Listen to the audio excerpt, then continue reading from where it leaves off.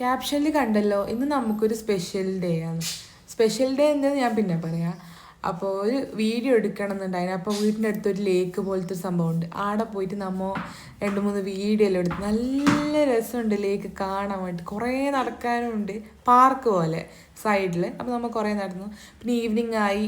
Special day എന്ത് അറിയോ, ഇന്ന് അനന്തുവിൻ്റെ അരങ്ങേറ്റം സംഗീതത്തിൻ്റെ.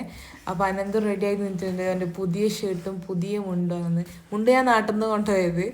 പിന്നെ ഗായത്രിയുടെ ഡാൻസ് ഉണ്ട് ആടെ. അപ്പം നമ്മൾ ഓട്ടോയിലാണ് പോകുന്നത്. അപ്പം ആ സ്കൂട്ടിയിൽ പോയി രണ്ടാളും.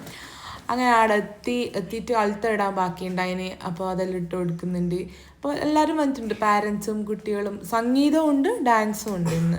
ഡാൻസിൻ്റെ അരങ്ങേറ്റമൊന്നുമല്ല, ഇങ്ങനെ കളിക്കുന്ന സ്റ്റുഡൻസ്. പിന്നെ ദക്ഷിണ എല്ലാം കൊടുത്തിട്ട് സ്റ്റാർട്ടായി. എല്ലാവരും ഇരുന്നു.